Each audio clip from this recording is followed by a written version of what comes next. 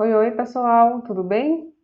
Eu me chamo Camila Júlia, sou psicóloga e essa é a nossa segunda aula de uma série de vídeos que estão sendo disponibilizados aqui no YouTube. Antes de qualquer coisa, eu gostaria de agradecer pelos comentários no vídeo anterior, né? Para mim e para o Vinícius é super importante ter esse feedback, né? Esse retorno de vocês, então, por favor, fiquem muito à vontade. Eu agradeço. Me recordo que no primeiro momento eu falei um pouco sobre flexibilidade psicológica, né? O que é e o porquê de eu acreditar que o desenvolvimento dessa flexibilidade seria um bom caminho para o trader. Falei também que tal flexibilidade é um dos objetivos da terapia de aceitação e compromisso e dei alguns exemplos para ilustrar, mas eu não falei exatamente de que forma que isso acontece. Hoje eu darei continuidade apresentando mais alguns conceitos dessa abordagem e eu espero continuar, né, contribuindo no caminho de vocês. Bom, a proposta da terapia de aceitação e compromisso, ela é baseada no hexágono de flexibilidade psicológica, que é esse hexágono que vocês estão vendo na tela neste momento. Nele há 6 processos que são interrelacionados, né? São centrais e importantíssimos para essa abordagem, e são eles: o momento presente, a desfusão cognitiva, o self como contexto, as ações com compromisso e os valores. Claro que nós não vamos falar de todos ao mesmo tempo, e sempre correndo o risco de reduzir um tanto a conceitualização na tentativa de simplificar, né, a transmissão desse conteúdo. Hoje vamos falar um pouquinho sobre fusão cognitiva. A gente vai entender o que é a fusão cognitiva, para a partir daí pensar no que seria então a desfusão cognitiva, tá? Claro que em terapia, por exemplo, o seu psicólogo, psicóloga desta abordagem lhe auxilia a discriminar tal fusão, dentre os outros processos também, né? E isso tudo numa construção que é genuinamente acolhedora, pessoal, relacionando a sua história de vida, o que não é o caso aqui. Aqui a gente fala de uma maneira um pouco mais, menos pessoal, né? Mais generalista. A fusão cognitiva, ela ocorre basicamente quando uma pessoa ela se identifica com seus eventos encobertos. Eventos encobertos, vocês já sabem que são os nossos pensamentos, sentimentos, as lembranças, né? Então, com essa fusão, há uma identificação que passa a ter o status de identidade. Ou seja, um pensamento, ao acreditarmos nele e não considerarmos que ele é apenas um pensamento, ele pode acabar se tornando algo quase inerente ao indivíduo, né? E não serem entendidos apenas como reações emocionais que surgem e passam. Existem, sim, alguns pensamentos muito dolorosos, difíceis, sim, né? Mas o que a abordagem divulga, assim, defende, é que parece que esse controle ele não é efetivo a médio e longo prazo, né? E a tentativa desse controle se torna mais problemática do que uma aceitação, uma abertura para vivenciar, né, esses pensamentos como pensamentos, por exemplo. No caso da Maria, do vídeo anterior, no exemplo que foi dado, depois de quebrar a primeira banca, a Maria ela diz não ser capaz de ter lucros, porque ela pensa que ela não é capaz de conseguir lucros, já que ela se preparou tanto para aquela primeira banca e não conseguiu o êxito que ela gostaria. Bom, nesse caso, a identificação clara com a mente, né? Ela não se considera capaz porque ela pensa que não é capaz.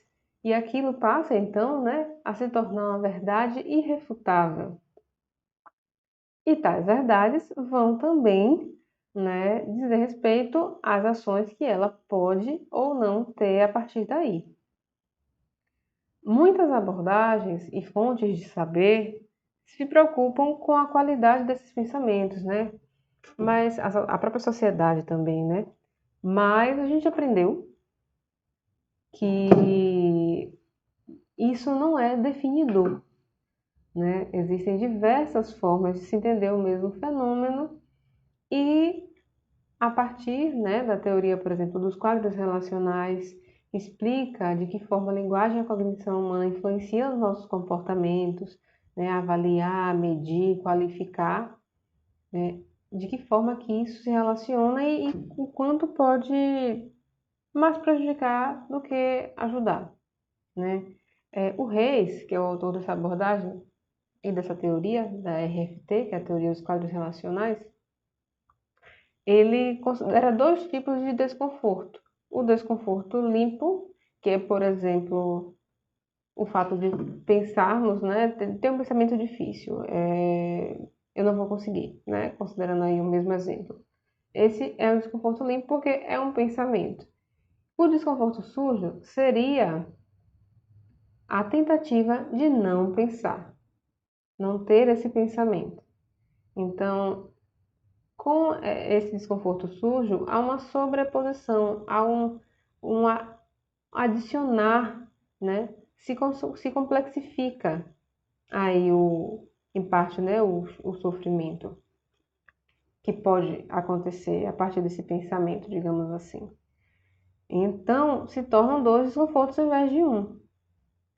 Tem uma música que é cantada por Juraildes da Cruz que fala assim: eu tentei correr de mim, mas aonde eu ia, eu tava. Quanto mais eu corria, mais para perto eu chegava.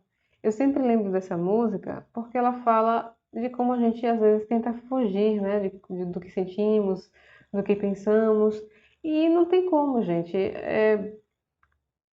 Pode ser que algumas pessoas achem que isso é o caminho mais fácil, mas na verdade é o caminho mais difícil em termos de manutenção, né?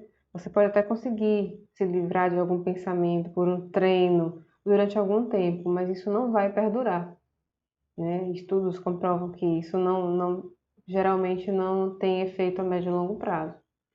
Ou seja, resumindo, a desfusão cognitiva muda a função, né, desses eventos encobertos e privados. Percebem como muda a forma como nos relacionamos e interagimos? Uma coisa é pensar que não é capaz. Outra coisa é acreditar que não é capaz por estar tendo o pensamento de que não é capaz. Então, é diferente observar os pensamentos e não observar a partir deles. É como se nós fôssemos o céu. Vocês olham para cima, né, numa área aberta, vocês vão enxergar o céu. O céu, ele está lá, ele existe. As nuvens, elas passam pelo céu. Então, talvez seja interessante a gente se entender enquanto céu. Nós estamos lá e os pensamentos, as nossas emoções, elas são temporárias, provisórias, elas vão chegar e vão passar. Isso envolve, claro, a aceitação, que é essa abertura, né, que é dita por isso o termo, né, terapia de aceitação e compromisso. Então, isso envolve uma aceitação para vivenciar, né, com abertura o que tiver de surgir, as nuvens, trovões, né, os relâmpagos, as nuvens mais carregadas, as menos. Então, isso envolve uma abertura que sim, né, é desenvolvida muito na terapia, né, mas em outros contextos também. E o compromisso de você se engajar no que é importante e valoroso para você, né? A ideia hoje foi essa, de perceber a forma como nos relacionamos com esses pensamentos, né, tentando nos distanciarmos cada vez mais, né? Uma coisa é eu não vou conseguir, outra coisa é eu estou pensando que não vou conseguir. É o primeiro distanciamento considerando que é um pensamento. E uma coisa, outra é eu observo que eu estou pensando, né, que eu não vou conseguir. É um distanciamento ainda maior, né? Então é um exercício, não é fácil também, né? Eu nunca prometi o caminho mais fácil para vocês, né? Envolve sim dedicação, envolve sim um investimento, né, de uma vulnerabilidade muito grande enquanto clínica, por exemplo. mas eu sou suspeita para falar, mas penso que os resultados são maravilhosos, tá? Darei continuidade ainda sobre desfusão cognitiva na próxima aula, também falando um pouquinho sobre o momento presente, tá bom? Deixo um beijo, uma ótima semana para vocês, até a próxima.